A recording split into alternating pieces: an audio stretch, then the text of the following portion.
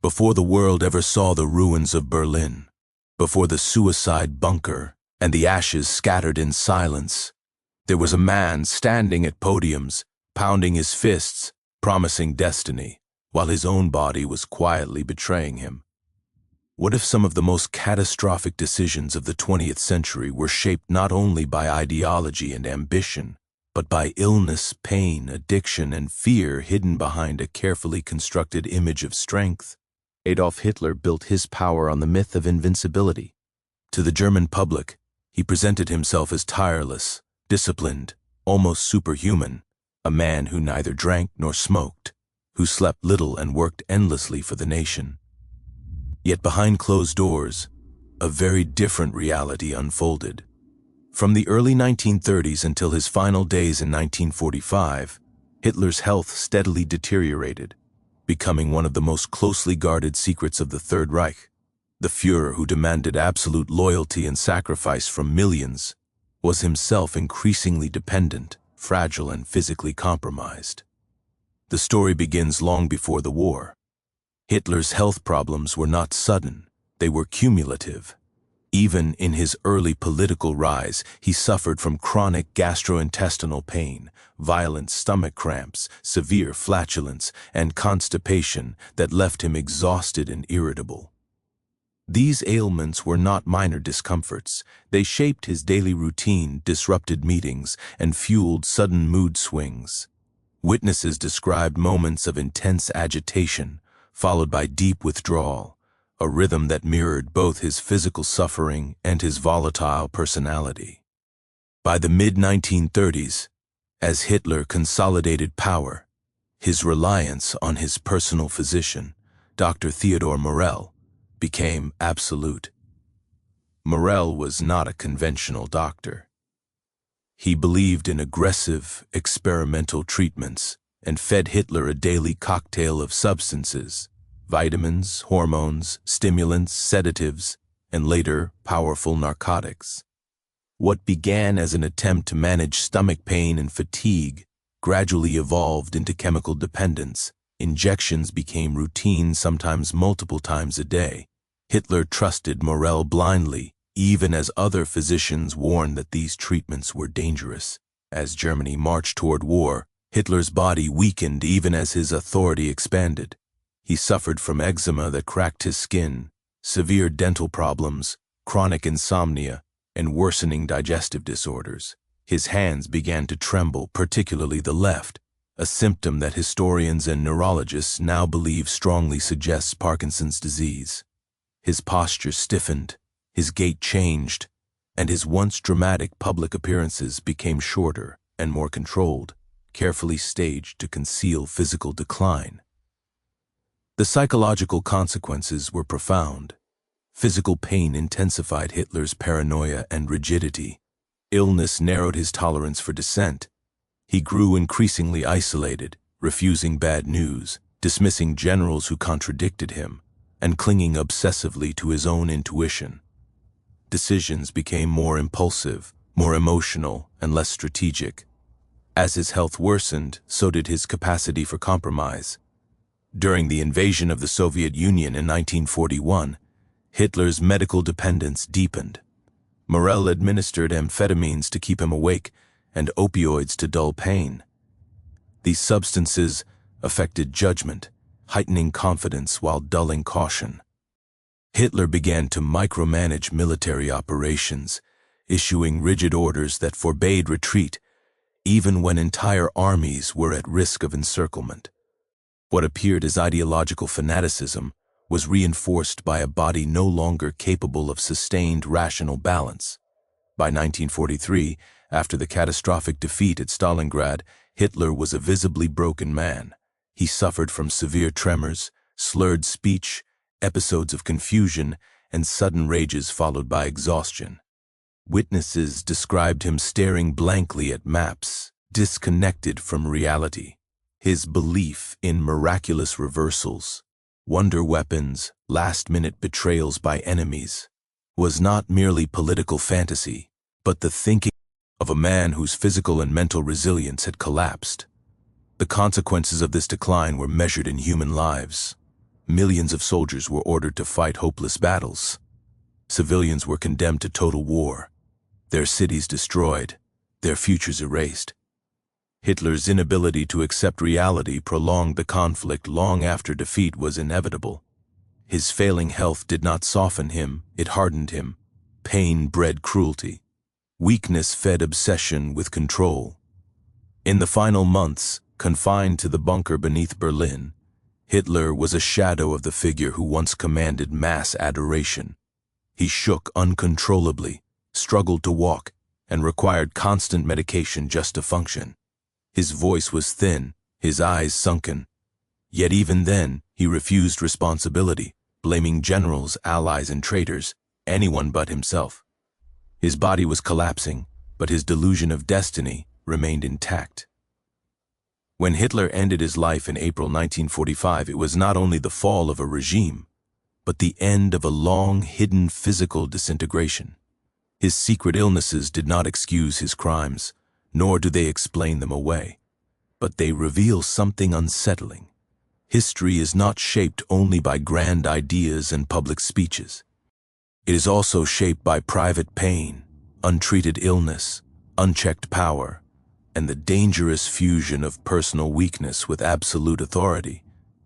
The lesson is not about sympathy, it is about warning.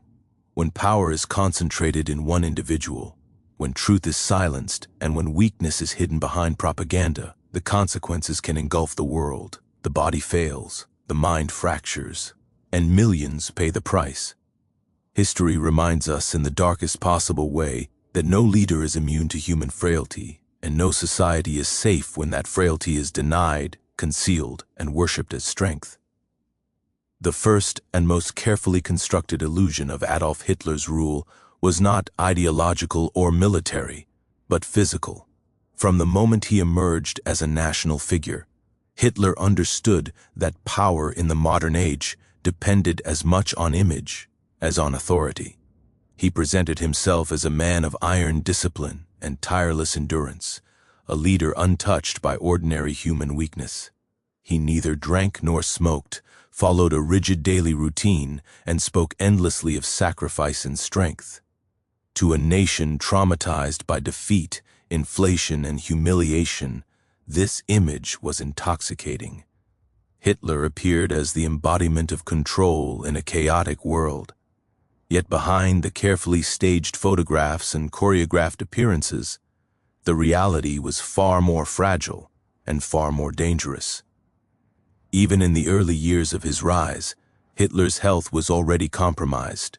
He suffered from persistent digestive disorders that caused intense abdominal pain, bloating, and exhaustion. These were not trivial complaints. They affected his mood, shortened his temper, and made prolonged concentration difficult.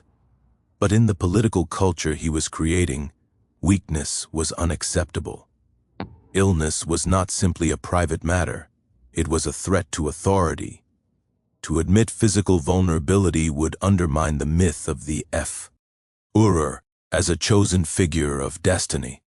And so, from the beginning, Hitler learned to hide his suffering, even from those closest to him. This concealment became policy. The Nazi state invested enormous effort in protecting the illusion of Hitler's vitality. Public appearances were tightly controlled, photographs were retouched, newsreels emphasized energy, movement, and command. When symptoms could not be hidden, they were explained away as exhaustion from selfless devotion to Germany. In reality, Hitler's days were increasingly shaped by pain, discomfort, and medical intervention. His body, far from being a symbol of strength, was becoming a battlefield. The arrival of Dr. Theodor Morell marked a turning point. Morell offered relief where others had failed, and Hitler embraced him with absolute trust. But relief came at a price. Morell's treatments were aggressive and unorthodox, involving a constant stream of injections and pills whose contents ranged from vitamins and hormones to stimulants and narcotics. What began as treatment slowly evolved into dependence. Hitler's daily functioning became chemically managed. Energy, calm, focus, even sleep All were increasingly supplied by medication rather than natural resilience. Yet to the German people, none of this existed. The Führer remained an untiring presence, issuing orders, delivering speeches, radiating certainty.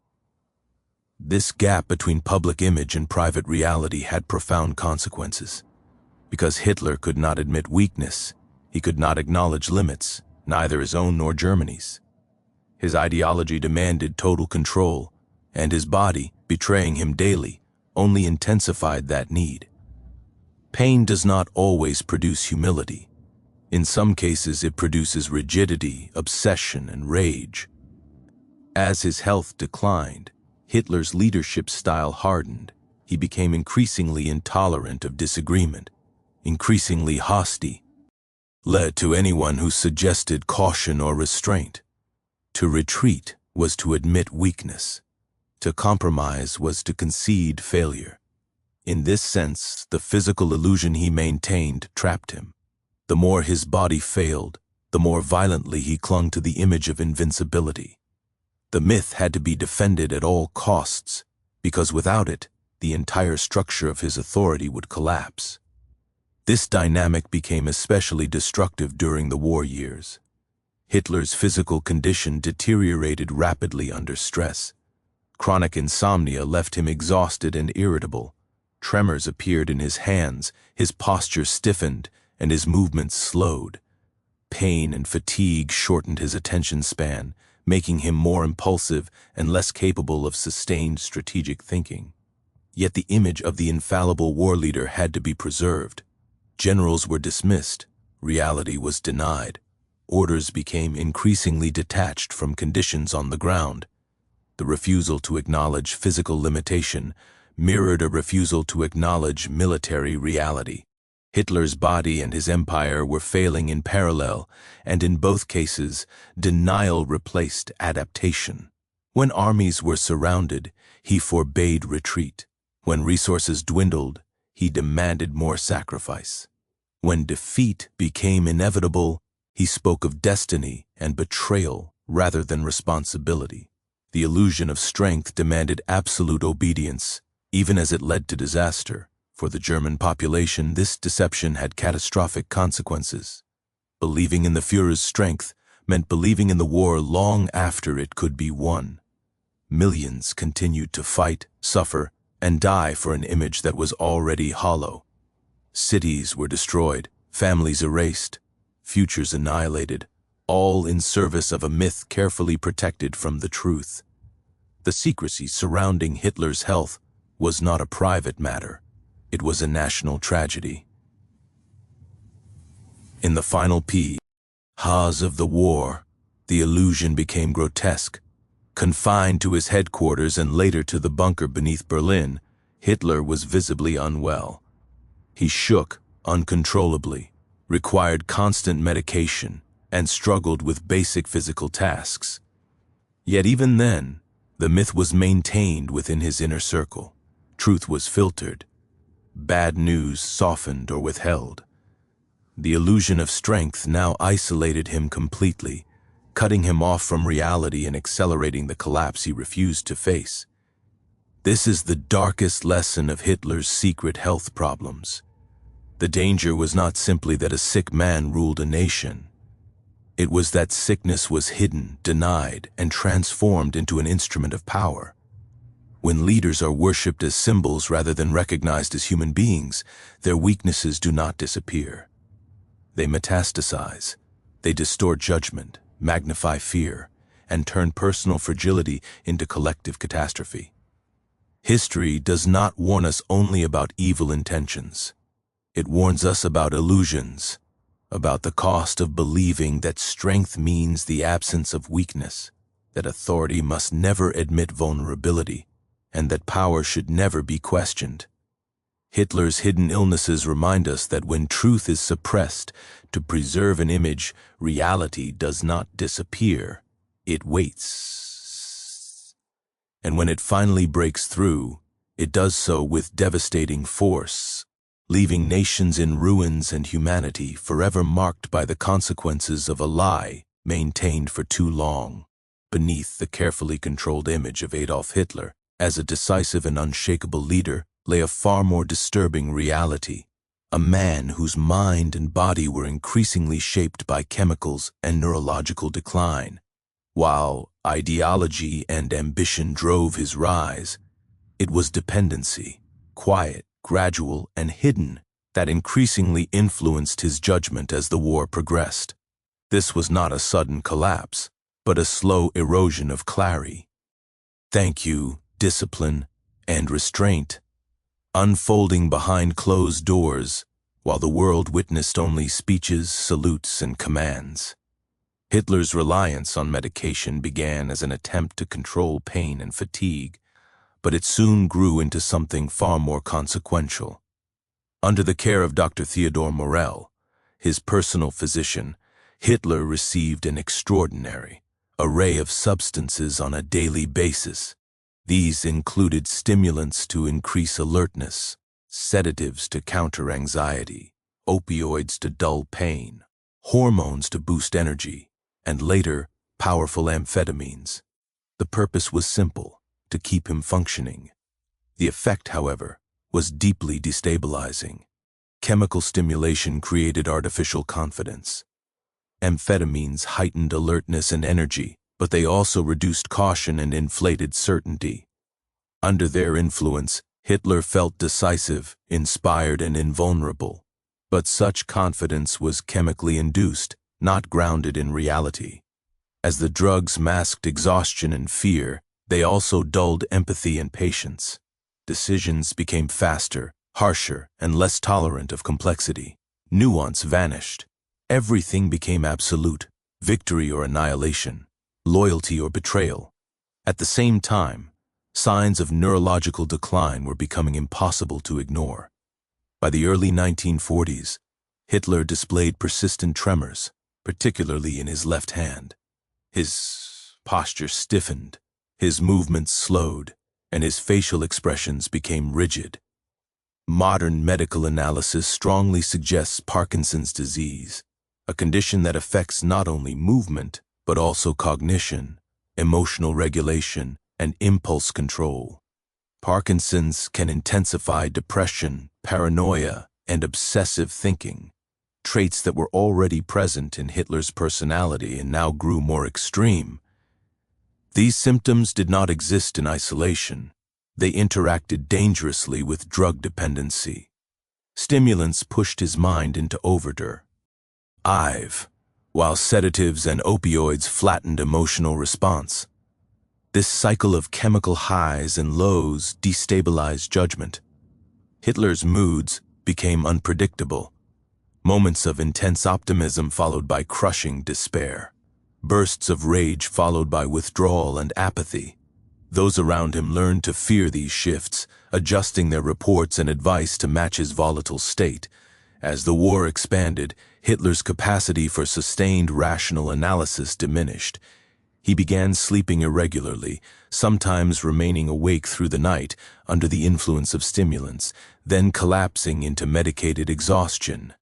Chronic sleep deprivation further impaired judgment, reducing flexibility and increasing emotional reactivity. Under these conditions, he increasingly trusted intuition over expertise, instinct over evidence. Generals who offered realistic assessments were dismissed or ignored. Military planning became rigid, detached from the realities of terrain, supply, and human endurance. The consequences were catastrophic. Hitler's refusal to allow strategic withdrawals, most famously during the Eastern Front campaigns, was not merely ideological stubbornness. It was reinforced by a mind increasingly incapable of adapting under stress. Neurological decline narrowed his thinking, while chemical stimulation exaggerated his certainty.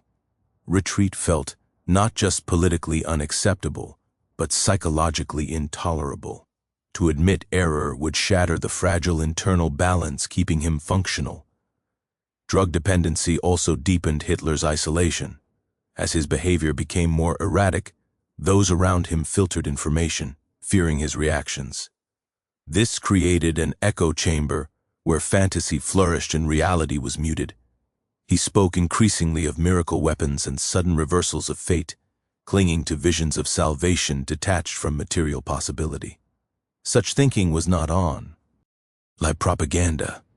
It reflected a mind struggling to cope with overwhelming loss of control. The human cost of this mental and physical deterioration was immense. Entire armies were sacrificed to impossible orders. Cities were declared fortresses and left to be destroyed rather than evacuated. Civilians were dragged deeper into total war long after any rational hope of victory had vanished. Hitler's impaired judgment did not merely affect strategy, it magnified suffering on an unimaginable scale. By the final year of the war, the effects were undeniable. Hitler's speech was slurred, his tremors severe, his attention fragmented. He relied almost entirely on medication to function. Yet even then he refused to relinquish control. Dependency did not humble him, it entrenched his delusions. Chemical support allowed him to continue issuing commands long after his capacity to lead had collapsed. This is not a story of pity, it is a story of danger. When immense power is concentrated in one individual, personal decline becomes a global threat.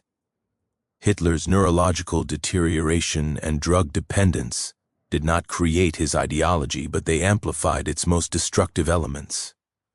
They accelerated rigidity, suppressed doubt, and transformed failing judgment into deadly certainty. History's warning here is stark. Leaders are human, subject to illness, dependency, and mental decline.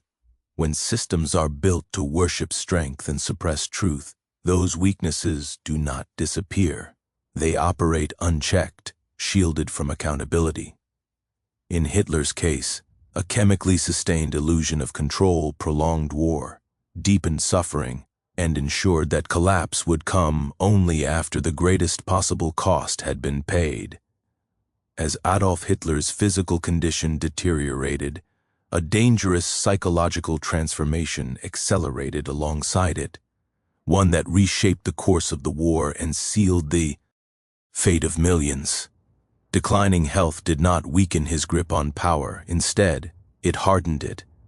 Pain, exhaustion, and neurological decline intensified traits already present in his personality: paranoia, rigidity, and an absolute inability to accept reality when it conflicted with his will. What emerged was a leader increasingly detached from the world he commanded, yet more determined than ever to bend that world to his vision.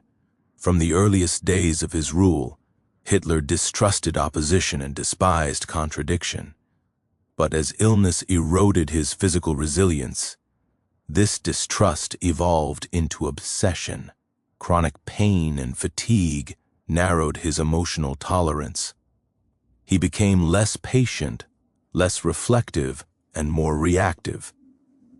Meetings that once involved debate turned into monologues. Advisors learned that disagreement was dangerous. Truth itself became an enemy, not because it threatened ideology alone, but because it threatened the fragile psychological balance of a man whose body was failing him. Illness creates vulnerability, and for Hitler, vulnerability was intolerable. His entire identity rested on the idea of infallibility. As his health declined, acknowledging error, military or personal, became psychologically impossible. Reality was no longer something to be assessed, it was something to be dominated or denied. This mindset shaped every major decision of the war's later years. Nowhere was this more destructive than in his relationship with the German military leadership.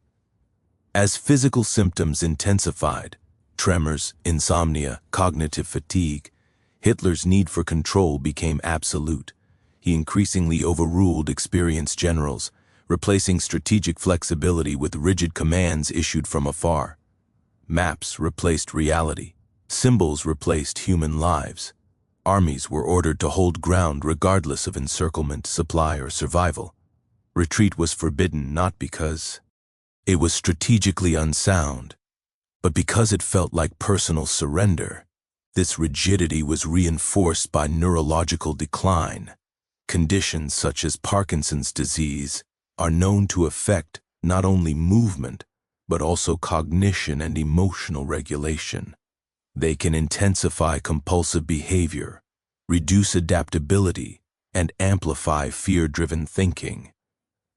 In Hitler's case, these effects merged seamlessly with ideological extremism. His worldview grew narrower, more binary.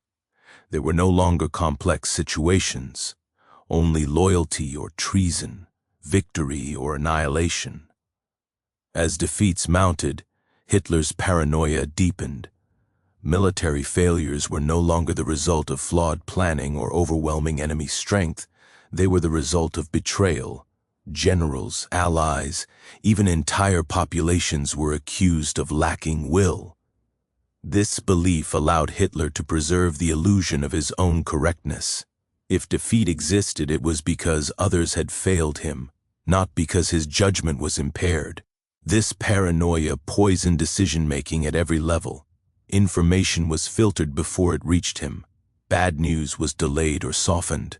Officers learned to tell him what he wanted to hear, rather than what he needed to know. The result was a closed system, sealed off from reality, where fantasy could thrive unchecked. Hitler spoke of miracle weapons, sudden enemy collapse, and last-minute reversals of fate long after such outcomes were impossible. These were not merely propaganda tools. They were psychological lifelines for a man unable to face decline. The human cost of this denial was staggering. Entire divisions were sacrificed in hopeless positions. Civilians were ordered to remain in cities declared fortresses, even as defeat loomed.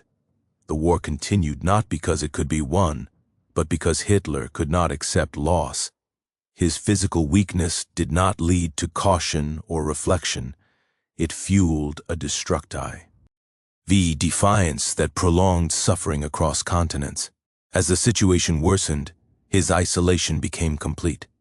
Confined increasingly to headquarters and later to the bunker beneath Berlin, Hitler existed in a shrinking world of maps, reports, and loyalists. His physical confinement mirrored his psychological one. The less he moved through the real world, the more abstract his thinking became. Lives turned into symbols. Destruction became proof of commitment. Reality became negotiable. In these final stages, his declining health amplified the most dangerous aspect of absolute power, the inability to be corrected. A healthy system absorbs error and adapts. Hitler's system revolved entirely around his perceptions, and those perceptions were increasingly distorted by illness and denial. There was no mechanism to stop him, no authority above him, no truth strong enough to penetrate the illusion he defended. This refusal to accept reality did not merely ensure defeat, it determined the manner of that defeat. Germany was not allowed to surrender when surrender could have saved lives. Cities were destroyed in battles that served no strategic purpose. Young soldiers and civilians were thrown into a collapsing war machine to satisfy a leader's need to deny his own failure. The war ended not when it had to, but when nothing remained to destroy. In the end, Hitler's declining health revealed a fundamental truth about power. When authority is absolute and unchecked, personal weakness does not remain personal. It becomes policy. Physical decline becomes strategic blindness. Psychological fear becomes national catastrophe. The inability of one man to face reality condemned millions to endure its most brutal consequences. History's warning is clear and unforgiving. When leaders are insulated from truth, when dissent is punished, and when vulnerability is denied rather than rest, reality does not disappear, it accumulates, and when it finally breaks through, it does so with devastating force. Hitler's refusal to accept reality, sharpened by illness and sealed by absolute power, stands as one of the darkest examples of how human frailty, when hidden and worshipped as strength, can reshape the fate of the world. As Adolf Hitler's physical and mental condition deteriorated, the consequences were no longer confined to his inner circle or to the private corridors of power.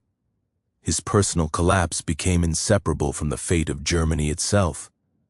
What might have remained an individual tragedy instead transformed into a collective catastrophe, because every failing within Hitler was magnified by absolute authority. His inability to function rationally did not remove him from power. It bound the nation even more tightly to his decline. By the middle years of the war, Hitler was no longer capable of sustained strategic thought. Chronic pain, neurological symptoms, chemical dependency, and severe sleep deprivation had eroded his patience and clarity. Yet instead of delegating authority, he tightened his grip. This contradiction lay at the heart of the disaster. A leader losing physical and mental capacity responded not with restraint, but with greater control. The state became an extension of his failing body, forced to move according to impulses rather than reason. Military decisions increasingly reflected this breakdown. Hitler fixated on symbolic victories rather than practical outcomes. Cities were ordered to be held at all costs, even when they had no strategic value. Entire armies were denied permission to withdraw from hopeless positions, condemned to encirclement and annihilation. These were not calculated sacrifices made for a larger objective. They were emotional decisions, driven by an inability to accept retreat as anything other than humiliation. Each disastrous order deepened the next. Losses created panic. Panic produced harsher commands, and harsher commands produced even greater losses.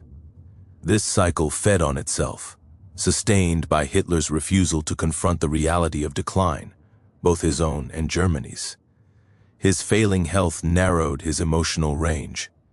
Empathy diminished. Human lives became abstract. On maps, divisions could be moved without consequence. In reality, soldiers froze, starved, and died in vast numbers, because one man could not bear the psychological weight of admitting defeat. The impact extended far beyond the battlefield. As the war turned decisively against Germany, rational leadership would have sought to minimize destruction and preserve civilian life. Hitler did the opposite. He ordered total war, mobilizing children and the elderly, draining cities of resources and condemning the population to relentless bombing and deprivation. These decisions were not signs of strength or resolve, they were symptoms of desperation. A man losing control of his body sought control over everything else. Civilian suffering became a tool rather than a tragedy. Hitler believed endurance itself was proof of loyalty. To suffer was to be worthy of survival. To break was to deserve destruction. This belief justified the prolongation of war long after its outcome was certain.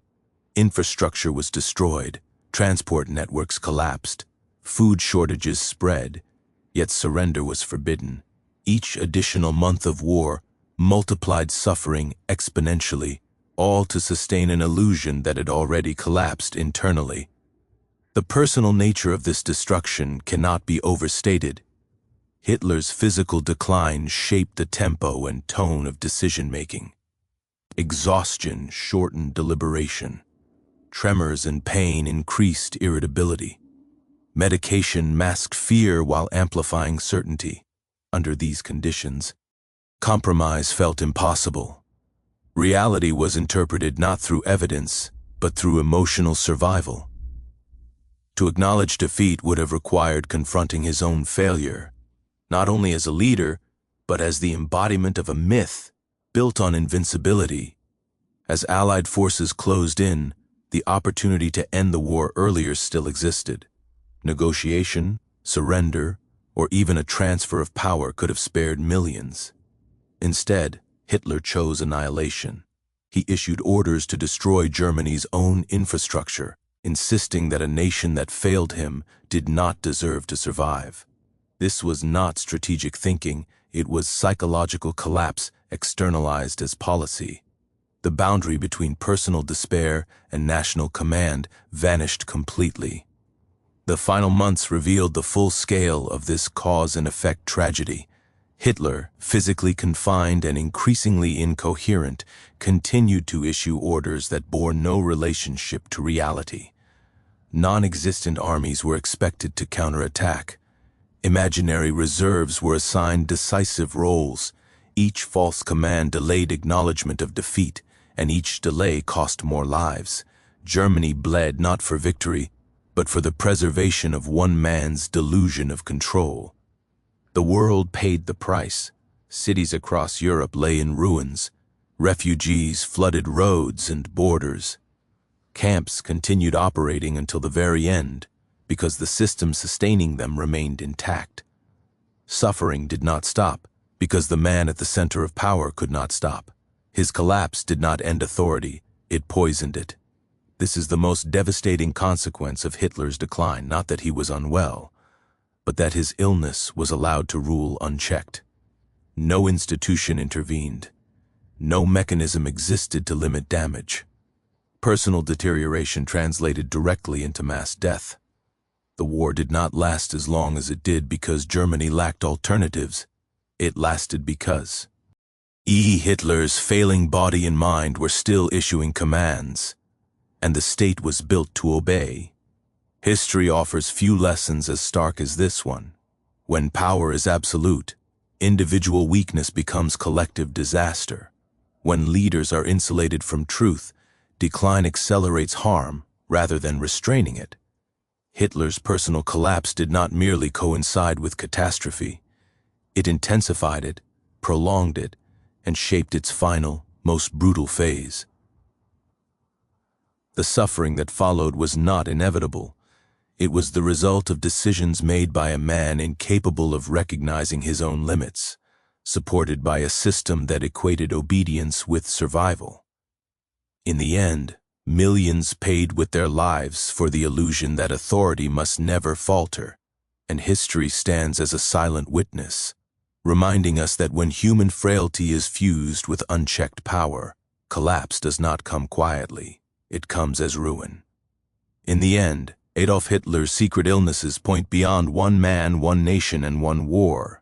They expose a universal danger that reaches far deeper than history books or ruined cities, the danger of unchecked power combined with denied human weakness. Hitler did not simply rule Germany, he embodied a system that worshipped strength, silenced doubt, and punished vulnerability. When his body and mind began to fail, there was no corrective force strong enough to intervene. The result was not only personal collapse, but global devastation. Every human being is fragile. Illness, exhaustion, fear, and decline are inevitable parts of life.